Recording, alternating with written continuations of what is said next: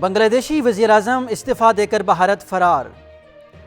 200 unit والوں کو 10 روپے سے کم بجلی کا ریٹ دیا جائے گا۔ گوہر اعجاز۔ پاکستانی ایتھلیٹ ندیم ارشد کی اولمپک میں میڈل جیتنے کی امید۔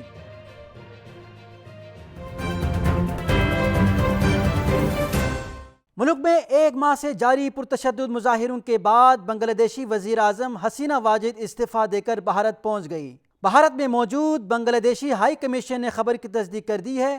بھارتی میڈیا نے دعویٰ کیا ہے کہ حسینہ واجد بھارت سے فن لینڈ جائیں گی۔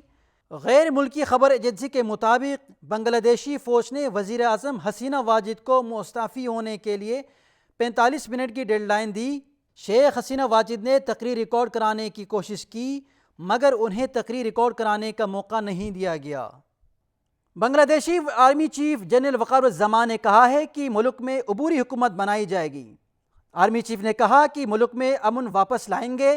ان کا کہنا تھا کہ عبوری حکومت کے قیام کے لیے بات چیت جاری ہے اور اس حوالے سے عوامی لیگ کے سوا تمام سیاسی جماعتوں سے بات چیت ہوئی ہے۔ آرمی چیف کا کہنا تھا کہ آج رات تک مسائل کا حل تلاش کر لیں گے۔ انہوں نے عوام سے پرامن رہنے کی اپیل کی۔ سابق نگران وزیر تجارت گوہر اعجاز نے بجلی کے بل کم کرنے کے لیے مختلف تجاویز پیش کر دیں۔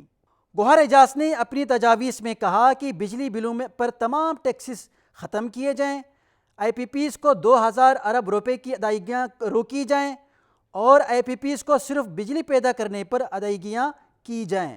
سابق وزیر نے کہا کہ ماہانہ 200 یونٹ والے بجلی صارفین کا نرخ 10 روپے فی یونٹ سے کم مقرر کیا جائے اور دیگر تمام صارفین کے لیے بجلی کی قیمت 30 روپے فی یونٹ سے کم ہونی چاہیے۔